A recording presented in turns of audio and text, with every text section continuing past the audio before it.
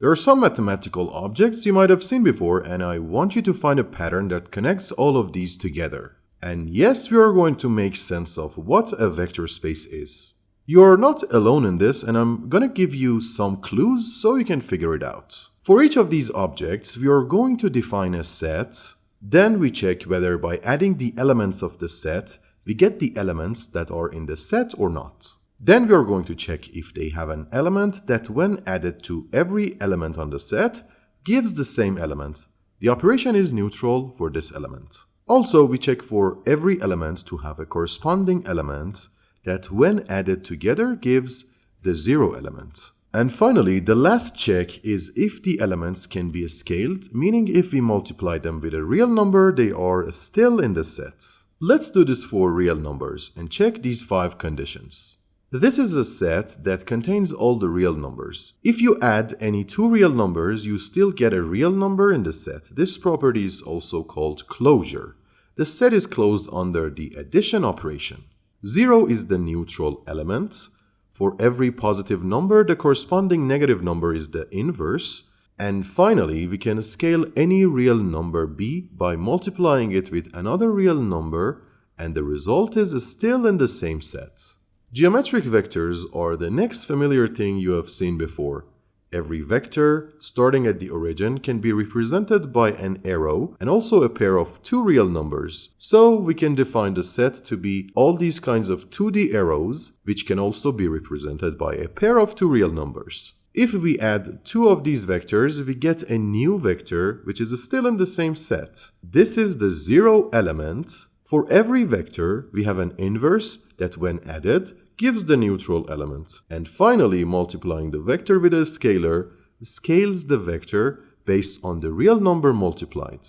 Now, as another example, let's take polynomials of degree 3. We can easily define this set knowing that a, b, c, and d are constant and x is a variable, and all of them are real numbers. For this example, when the coefficients of x to the 3 doesn't appear, the addition gives us another element in the set. But for some elements, when added, we might get polynomials of a smaller order which are not in the set, so the second condition fails. On the other hand, if we take all the polynomials of degree 3 or less, meaning that in this set, all the coefficients can be all real numbers, by adding them, we always get another polynomial of degree 3 or less. The neutral element is the one with all 0 coefficients. For every polynomial, there is an inverse which has negative elements, and the polynomial can be scaled by a scalar c, which is a real number. This can also be set for polynomials of degree n or less. Now, let's consider all the m by n matrices. We are talking about a set of m by n matrices for which all the elements of the matrix are real numbers. We can add 2 matrices element-wise, and we get a new matrix which is still an m by n matrix and exists in the same set. A matrix with all 0 elements is the neutral element, and if we add a matrix with a corresponding matrix with all the elements multiplied by a negative sign, we get the 0 matrix. And finally, matrices can be scaled by multiplying all the elements with another real number. Still, all the elements of the matrix are real and we have an m by n matrix. The next mathematical structure is a set of functions. Take the set of functions like this, for example.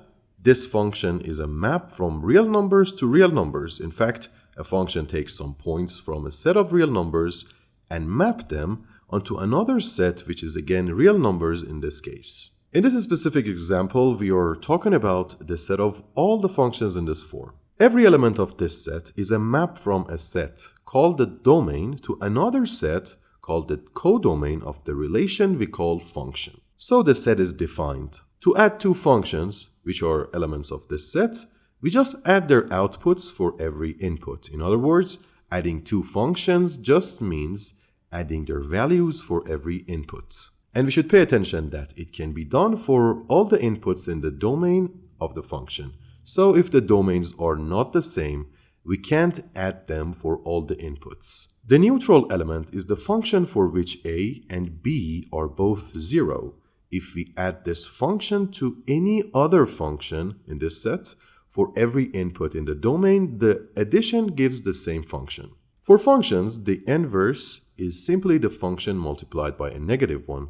If you add these elements, they give you the neutral element for every input of the function. And finally, if we scale the function, it is like scaling the output for all the inputs of the function. The next structure is derivative. We also know derivatives as operators.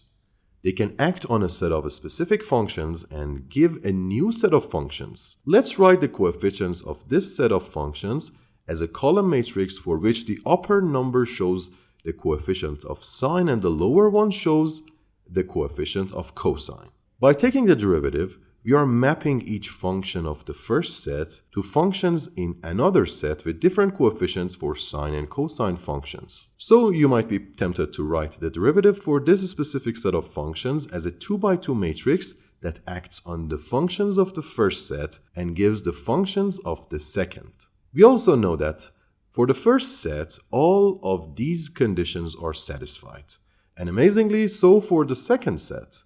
So we can see the derivatives as a transformation between these two sets. More interestingly, if we draw the first function as a 2D vector on this 2D plane, for which the coordinate axes are the functions sine of x and cosine of x respectively, this would be the transformed vector after taking the derivative. And amazingly, in this framework, the derivative is a 90-degree rotation of the function, or let's call it a vector, on the screen.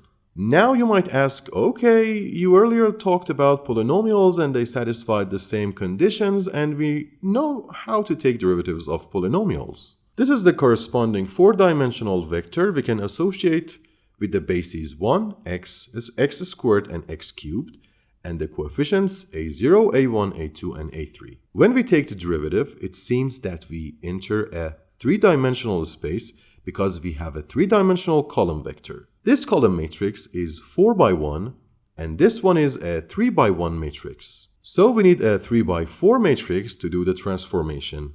This time the matrix associated with the derivative is not a square matrix like the rotation you saw earlier.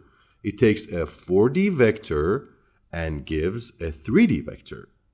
The next example is indefinite integral or antiderivatives. Consider this set of polynomials. Their indefinite integral gives the set of solutions with an increase in the dimension. The constant is a free parameter. It represents all possible real numbers that got lost when we differentiated because every constant turns into 0 under differentiation. When we take an indefinite integral, we have to add this arbitrary constant back in to cover all possibilities. That's why the result is not just one function, but a whole family of functions differing by a constant. This is the vector before integration, and this is the vector after integration. We might want to separate the arbitrary constant because it is independent of the other coefficients in the polynomial. It doesn't depend on the terms of the function we are integrating. For transforming this vector, we can use a 5x4 matrix that transforms the 4-dimensional vector into a 5-dimensional one, and in this part of the vector, we have ignored the arbitrary constant. The second term, corresponding to the arbitrary constant, shifts all the functions vertically by c. This means the set of antiderivatives is a family of functions that are all parallel to each other, rather than forming a space that passes through 0. In fact, when we integrate, we get a whole family of functions that differ only by a constant c. What about definite integrals? A definite integral acts on a function.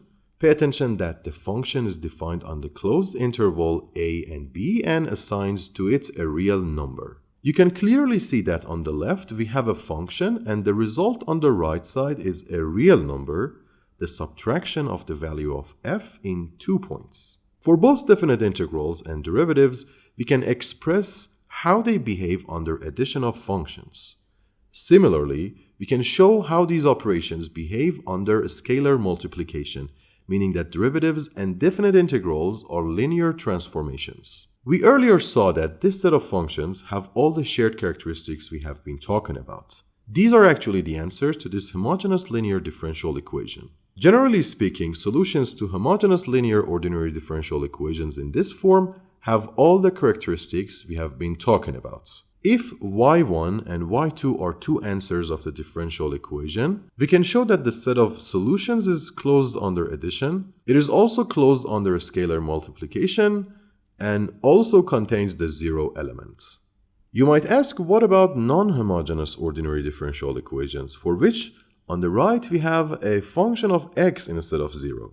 The general solution for these differential equations has two parts. One is simply related to simply solving the homogeneous ordinary differential equation without considering f of x. And the other part is a particular solution. Again, like the indefinite integral, we have a set of solutions that are somehow shifted.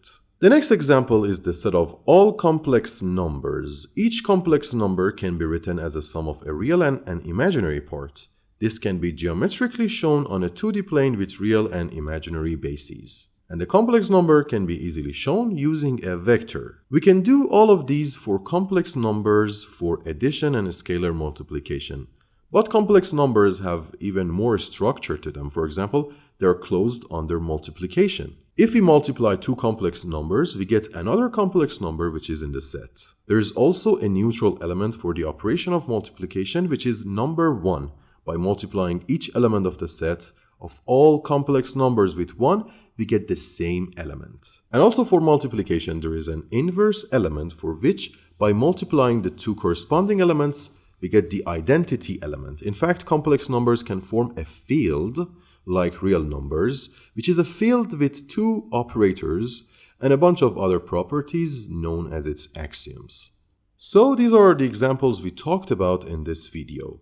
And we saw that these are all vector spaces. And we have some ways to map these spaces to new ones. So vectors are some objects that can be added by each other, and also can be multiplied by elements of a number field like real numbers or even complex numbers. A vector space is a triple of a set, a vector addition rule, and also a scalar multiplication rule. The addition rule suggests that if we take two vectors v and w from the vector space and add them, we will get another element from the same vector space. And the vector multiplication suggests that if we take a number from the field, specifically a real field here, and multiply it with the vector, it is still in the same vector space. The set of these vectors with the addition rule makes an abelian group, which is closed under addition, associative, and has a neutral and inverse element. Abelian means the order of addition doesn't matter. The neutral element is also called the null vector, and the inverse element is just the negative of each element. And finally, for the scalar multiplication for every a and b real numbers and every two vectors, we have these properties.